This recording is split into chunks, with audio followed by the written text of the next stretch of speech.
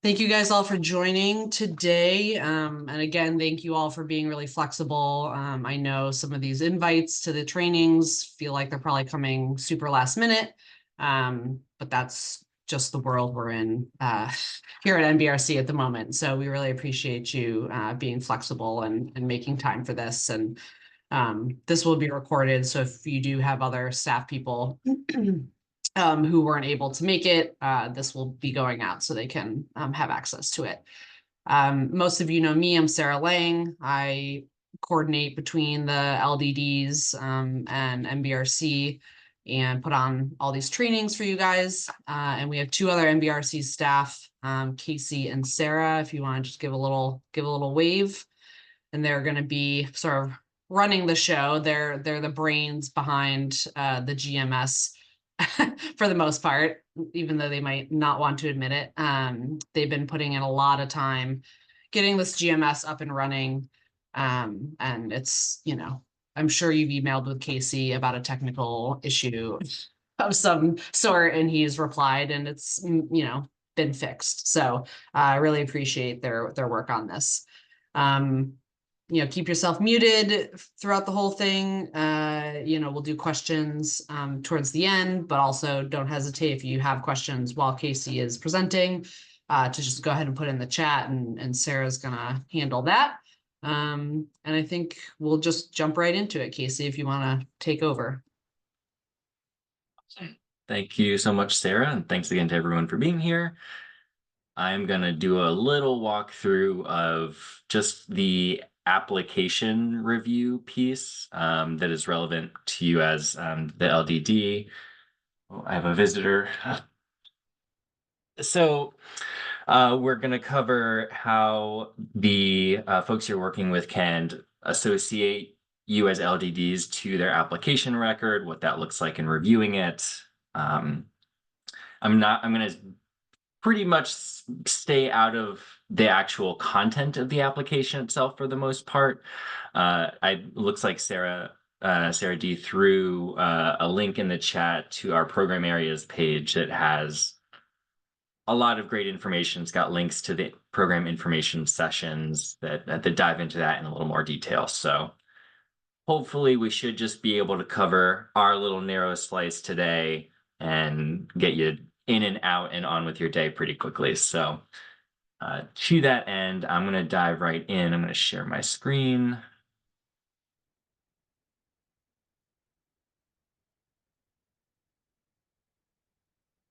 All right. Are we seeing the GMS up here? Yep. Fantastic. Great, great. So what you're seeing right now in this window is we're in our testing environment. So that's where I am right now. Things might look a smidge different, but this will give you a sense for right now. I am in my little grantee account in our test system. So just to give you a sense for what it looks like from their end. It's third. Oh, gotta love that. Okay, here we go. All right. So they'll go into their applications. You see, they should only have one. I have a bunch because I've been playing around a lot in here. Oh dear. But I haven't. Okay. All right. So I'm going to go into this one.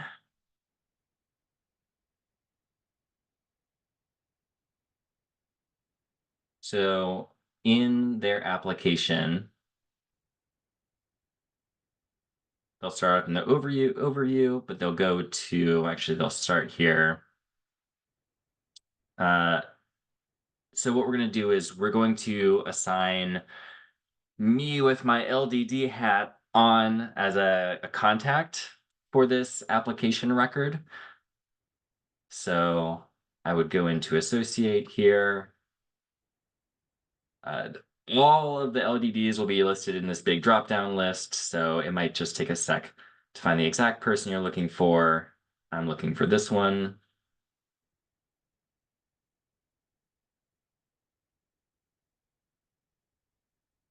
And then this should refresh. And I'll see this is my LDD account here. And I can make edits. I can say LDD contact. You can make them a key contact or not. I don't think that part of it matters necessarily, but I'm gonna just hit save. Great. From there, this is a lot of this information is pre-populated from their pre-application they filled out. So they're kind of building on that. They get to the LDD section when they're ready to request some support in here. I'm going to add a new, normally this table would be blank. I'm going to add a new review. I'm going to say, I want that cool guy, Casey, to review my application.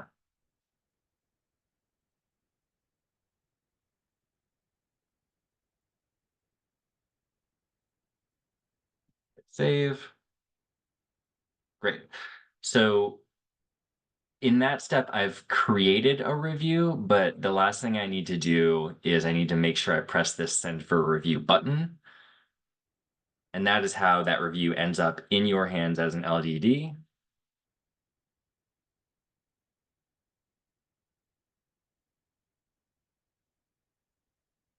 Should refresh here in just a moment. Casey, are applicants required to ask LDDs to review their application? Great question. They are not required to do that. So this whole LDD support tab is totally optional. However, a really cool new feature with this GMS that we were really not able to do cleanly in previous iterations of application phases. So hopefully it'll get utilized. And if you are working with grantees, like please point this out to them because it gives you access to everything that they're putting in there. In case we'll show you your side of it, what it looks like from your side, but you'll be able to edit and provide feedback. So it's really a really cool feature that we're super excited to have access to. Absolutely. And at any point, the grantee can come in and say, press this complete review button, and that's gonna finish it. So there's never a time where maybe they send it to you and can't work on it while you're also working on it, or someone's out and things get held up. So they'll be able to come back in anytime, press complete review, make any changes they want to, and submit it as normal. So this has been sent to me. Now I'm going to put on my LDD hat and come over here. This is what it looks like once you've logged into the system. And just as a quick aside, I meant to bring up earlier, some folks were having some password reset login issues. We, fingers crossed, believe all of those are resolved now. But if you haven't been able to log in, I think pretty much everyone on this call is has a user account in the system. So if you go to our grant portal page, you can click that forgot password link and that should get you everything you need to log in. So on my home page as an LDD, you'll see there are fewer sort of tabs available. And you won't necessarily have access to a list of everyone that has like associated you onto their application. They specifically have to send a request for you to see it. So I'm going to go to my pending tasks. Fantastic. All right, so this is that review that I just sent over a second ago. There are a couple of different ways you can get here. I think you could probably find it through this application reviews section as well. Yeah, I'm going to find it through my task. I'm going to press start under actions here.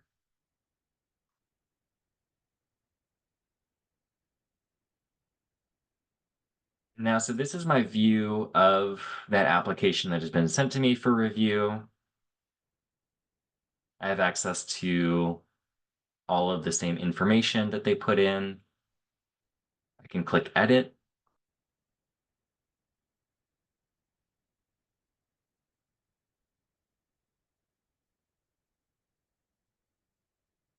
There we go. So I can add additional information. I should be able to. Great. Yes. So I can update budget line items, work on pretty much all of this here. Let's see. And we can add files. So yeah, so you really get a lot of kind of latitude in your ability to help with these applications through this. Once I've gone in, made changes, or everything looks good, I can go into that LDD support tab. The system does keep track of the things like the edits that you make to the record. I haven't played around with it a ton, but there are kind of snapshots that are created of the record in its various phases. So all of that information lives in the record and is auditable, which is great. I know just for me as someone with a lot of pieces of information moving around, I'm going to go in and I'm going to say, so that action is how you kind of go in and finalize your review here. I'm going to say test and changed X section, blah, blah. Just kind of a summary of what I've done in that record. So it's really clear things that I've worked on or the things that they still need to do.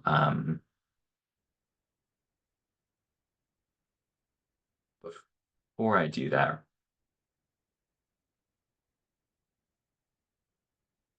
there's this collaboration tab as well. So you can send messages through the system.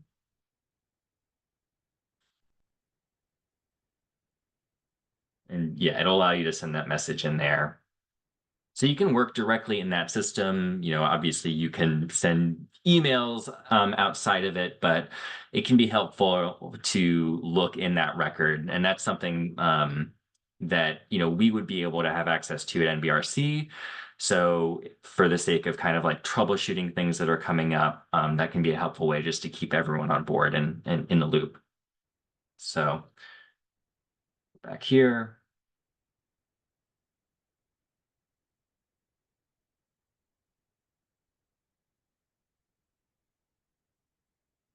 Save that.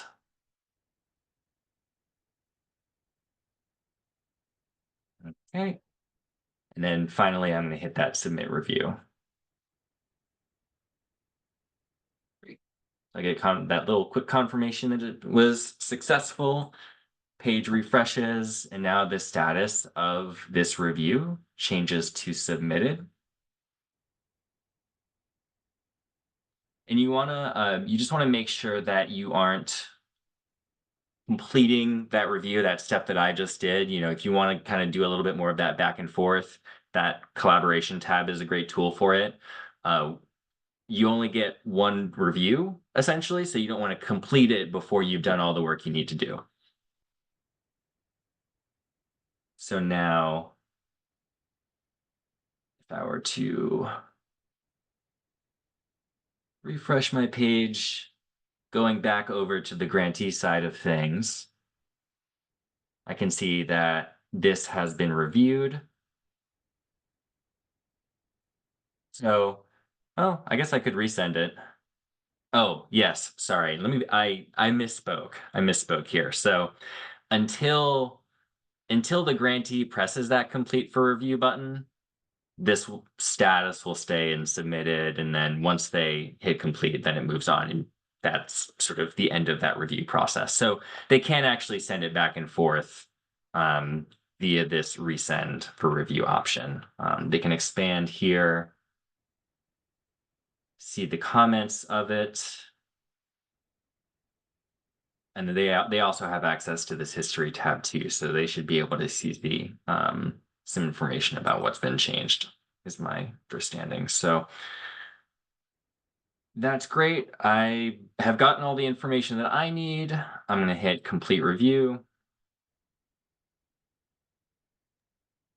Casey, do you suggest that applicants send their send their application for review at sort of after they feel like they've done everything, or can they sort of like say, hey, I'm struggling with the budget, you know, can you take a look, and sort of like have them work on one piece? Yeah, I think it is up to however people want to approach it. I think it depends on your capacity as an LDD. There's at this stage, I just want to be cognizant of, you know, your official contract, right, with them doesn't really exist until um you signed the contract, and they've gotten their award and all of that is in place. So, I don't want to put anyone in a position where they feel obligated to do a lot of extra application support. Um, so I think just in terms of setting those expectations with the folks that you're working with, I would leave that to you for the moment in terms of how much or little you want to make yourself available for that, for the kind of detailed that piece of it. Suggests that you may also want to communicate to applicants, you're willing to look at it up to a certain date. Nobody wants to be in the position of it's 4:30 on the day when it's due and you're just getting the request that day. So you may want to think about, just in terms of your internal capacity, sort of when you want to finalize your input by. Yeah, that is a great point. So that's actually pretty much the whole thing. We can see now that I've completed that application. It's in that, or completed the review process. And so all I need to do as a grantee from that point, assuming everything else in here is done, like I can always go back and after that review, go in and change things. So they're not locked out once that review is done. They can still edit things, save it, and submit it to us. But that's kind of the high level for how that review process works. I think I'm excited. It's a powerful tool. I think there are going to be a lot of those kinds of tools are, I think, what we can expect to be available during the grant award phase as well, in terms of helping folks with reimbursements and, other kind of grant life cycle functions. So I'm going to stop it there. See, there's a question in the chat from Kate Maynard, and I am hoping, Kate, that you can sort of expand on your question so I know how to best answer it. Sure. Thanks, Sarah. So basically with this process, and as what I put in the chat is, we have probably about 5 applications, 4 to 5, that have been invited to formally submit. And they vary greatly in terms of our involvement thus far. One was very hand in hand and helped them really craft their overall submission. Another one we were involved indirectly. A growing trend we found is the request for waivers as an aside. So in terms of our involvement, we are providing a lot of that front end work. And we're really financially not seeing much support for that work, just as an aside. So the direct question for this process is, how much is our input weighted into your overall review of the application? Just so we can be aware of that. I just had a call from someone who's interested in 2 applications directly, and he's very concerned about the 2 applications competing against each other. So I'm just very curious as to how we can support both applications and how that difference in our involvement to date may impact the input we put in as an LDD.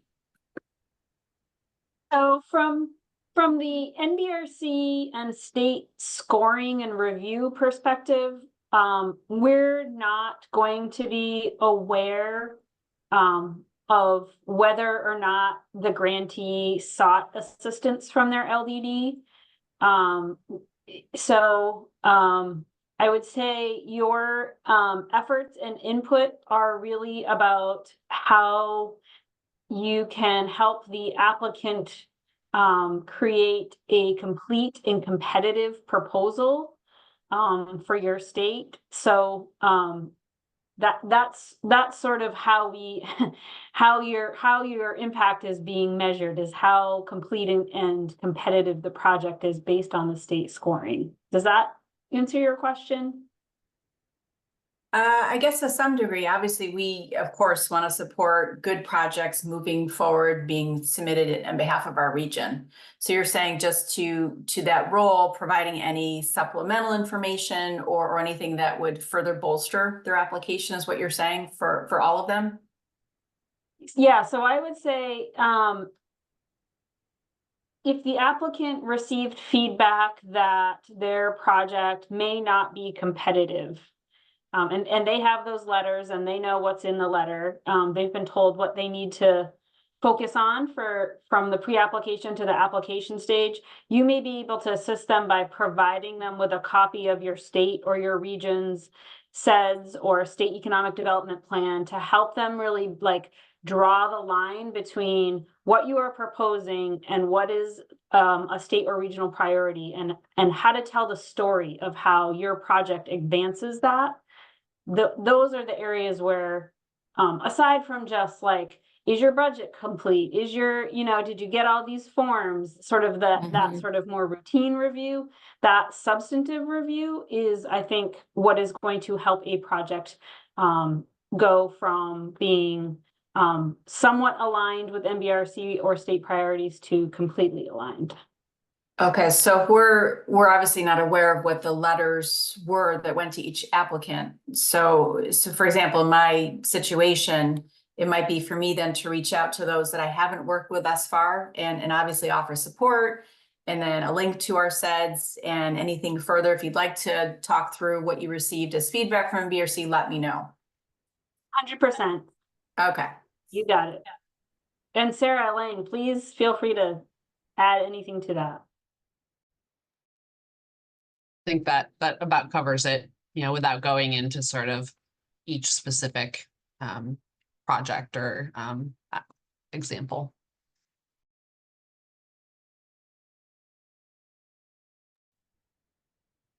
Casey, are we at the point of questions? Is there anything else on your end that you needed to share? I think all of the kind of technical walkthrough stuff is good to go. Feel free to jump in if anyone else has questions about things.